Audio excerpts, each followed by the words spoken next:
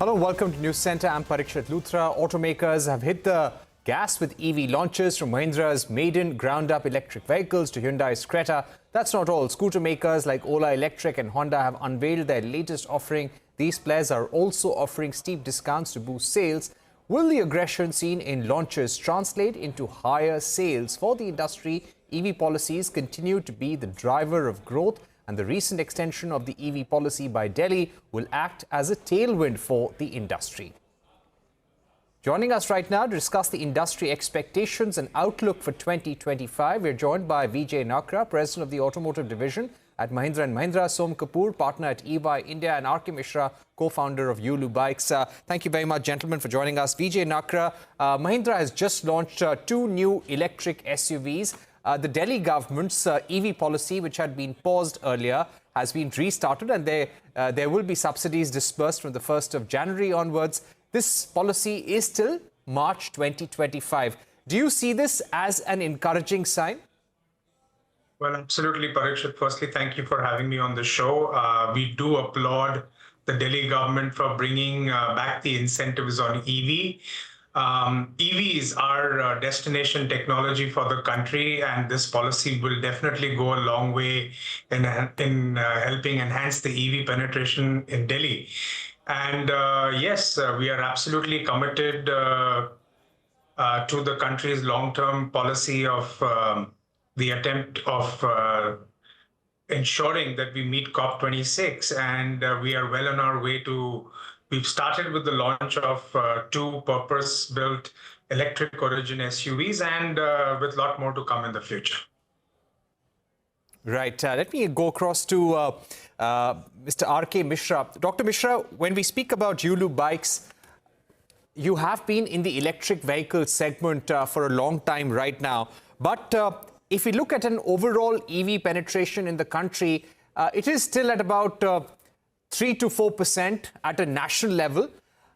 In Delhi, it would be about 9%. Do you feel that with all the subsidies and push from not just the centre but the state government, this is a satisfactory achievement in terms of EV penetration that we've reached, or there should have been a lot more by now? I think we have, I think our EV policy had been, at best we can call it fits and starts, because starting from FAME, we have had FAME 1, which seemed to be a much better policy than what came later, FAME 2 and FAME 3.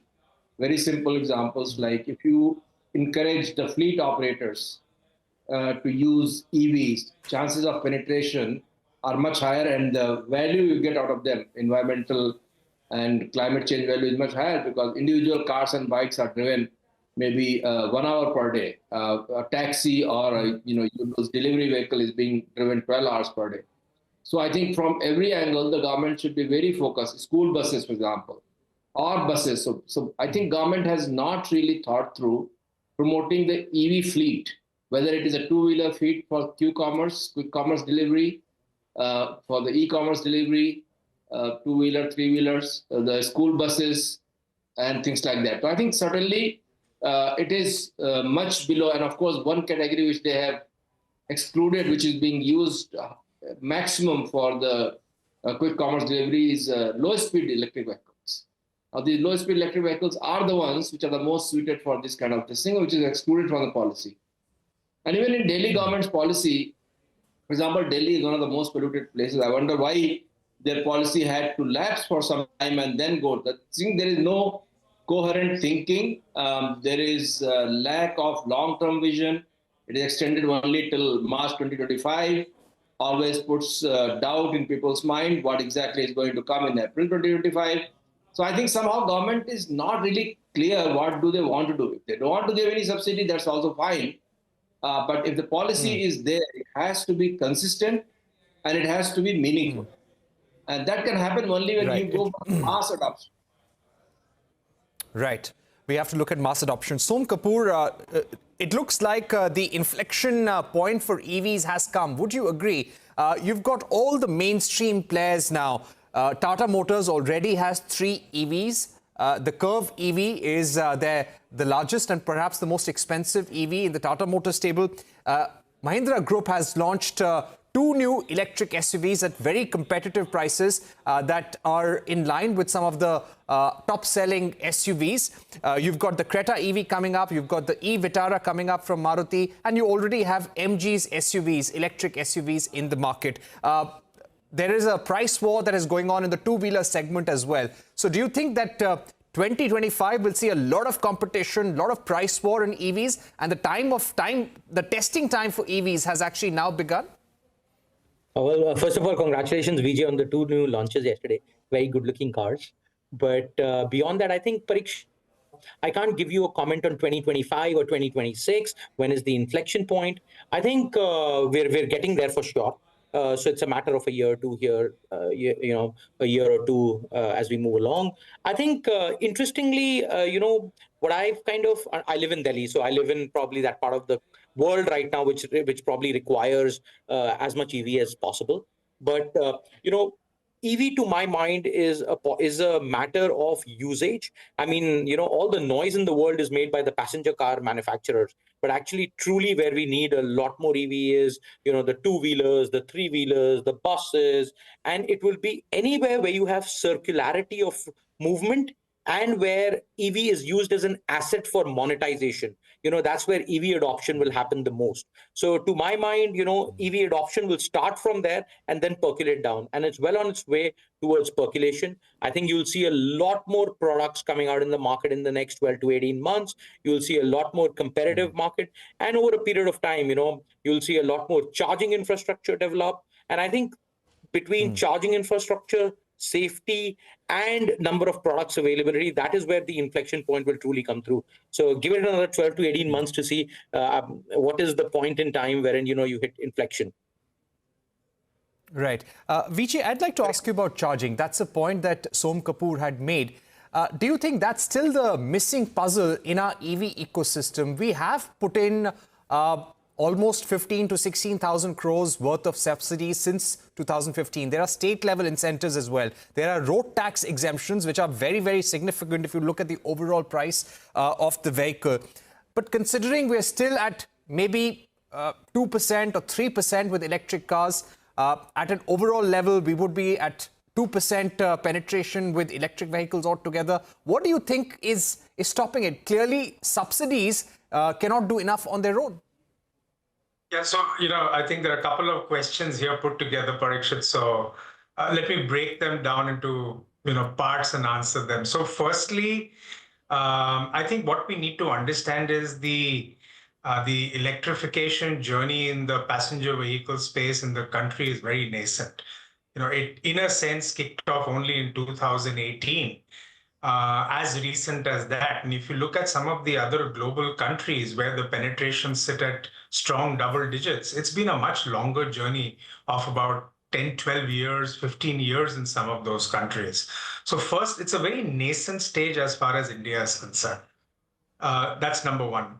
Number two, I think the sort of support that this category needs to reach inflection point actually got kicked off only in 2019-20 with FAME 1, then FAME 2, FAME 3, the PLI benefit coming in, certain amount of investment for the government in the charging infrastructure. That's all happened only in the last, I would say, 5 to 6 years, 4 to 5 years. The third important element that we need to understand is that if you look at the category, when it sits at 2.5% today, a lot of inflection in any segment or category depends upon the excitement, the innovation, and the freshness of products that come into the category for the choice that customers can make. And so far, if you largely see the Indian electric mobility space in the passenger vehicle segment, they've largely been ICE vehicles converted to EVs. So it was typically the same design, the same product.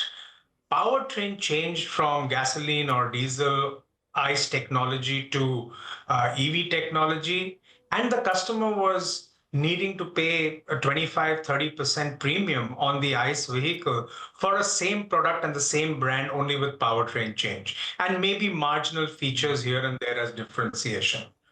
I think the critical element is that while the government has done a lot so far in terms of supporting the demand side generation of the category. It's now when we start seeing electric origin SUVs make its entry into India. For example, we are delighted that even the Delhi EV policy comes just a couple of days after we've launched our two new electric origin SUVs in the market. I think products like these, which is what we've brought out, and we've seen a lot of excitement even in the 2 days from the time the content by the media, by the influencers around these products as they are out. There's a lot of excitement already around these products. So I think India is at a cusp. And also, there is data that shows that there are almost 23 born electric SUVs which are to be launched between now and 2027.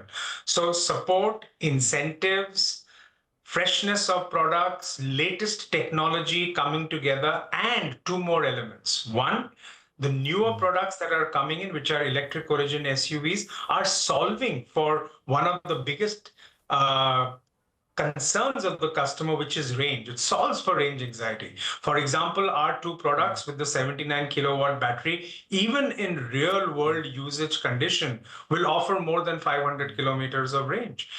Plus, supported with the incentives that the government is now putting out of 2,000 crores to set up charging infrastructure, the Ministry of Power defining norms or guidelines to say charging infrastructure every 20 kilometers on highway on both sides, 1 kilometer, 1 square kilometer defined radius in which cities should have public charging infrastructure. So I think all of this will come together, and we hopefully will see this as an inflection point to move towards double-digit growth in the next, double-digit penetration in the next couple of years.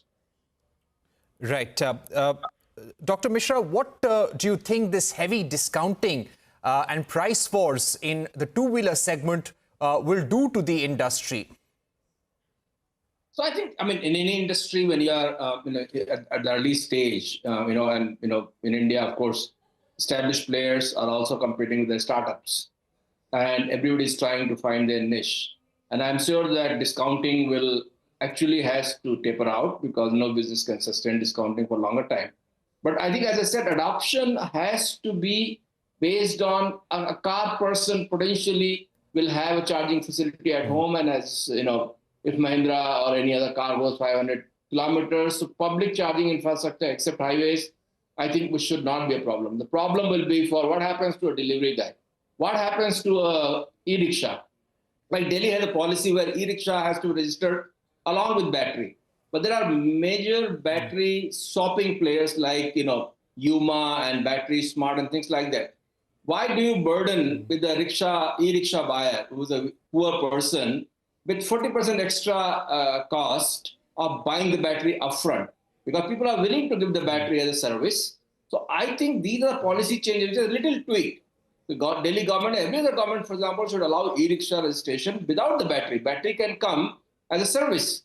So these are the kind of, and I don't think our bureaucrats understand. We have spoken to them. They understood. They did not realize that how critical and important it is. Now they are considering this. So I think we as industry leaders also need to guide the government which are the innovations that are happening in this sector. Energy as a service, battery as a service, public charging infrastructure not being done. But I'm not going to park my car and charge for 1 hour, 2 hours, anything, because I usually will have a charging at home. Highway charging, of course, very much needed for four-wheelers. But more important, a city like Delhi, where so many e-rickshaws, so many delivery vehicles, the government needs to be more proactive and innovative in terms of the product market fit. Everybody wants a quick commerce at home, but it comes on a bike, which is ICE. Right. What happens? You are adding to the pollution. So you may not go out of the, your house because Delhi is so polluted. But then you are creating pollution by sitting in the house because your delivery is happening through non-electric vehicle. That's where I think companies like, Yulu and all that have been really adding value by providing, we have 50,000 plus EV deliveries, low-speed vehicles, but they're not recognized by the government. All right. They don't get any subsidy. So I think there are a little bit of, it is not, I think, lack of desire, but lack of understanding of this segment. I think there has to be more dialogue between the industry and the policymakers for this to happen. Otherwise, overall, I mean, I'll be very happy to try one of the new cars which are coming, which have the good range, they're good looking, and they're like, original EV designs. It's fantastic. Okay. All right. My final question to Veejay Nakra before we end. Veejay, two short questions. And if you can give us a sense, will the Mahindra Group benefit from the Delhi EV policy in any way? Or because the PM e-drive scheme does not cover private cars. On a nationwide basis, are there certain EV policies you expect to benefit from? And number two, is charging something that the Mahindra Group will extensively invest in order to grow the pie, not just for the Mahindra Group, but for others in the industry as well? Parikshit, I think whether the current Delhi EV policy will benefit M&M, I think it's more short term. But I think the intention that the Delhi state government has shown in terms of extending it till 2025 and multiple other states looking at electric policies from a point of view of focusing on getting the electric mobility penetration to a much higher level is a very, very positive indication. I think many of the states have and will continue to look at extending besides one-time purchase incentive, which is linked to kilowatt hours of battery, also support on things like road tax and registration, which today account for as high as 8% to 12 to 13, 14% in some states. So in a value term for passenger vehicles, which it would lead to an incentive to the tune of anything between 1.5 to 2.5 lakhs of benefit to the customer, which is a substantial amount. So while the Delhi policy extension till March 2025 is short term, I think the intent of looking at supporting benefit to customers who buy EVs is far more encouraging. On the second point of yours, which is on charging, just a very quick one on that. We have created a dedicated vertical within the organization, charge.in, and the whole objective for us is that from the time a customer becomes a prospective to buy our EVs, we would work very closely with them to find charging solutions between their workplaces, residences, and we are the first to introduce the concept of a relationship manager who will work with the customer to find exactly these charging solutions.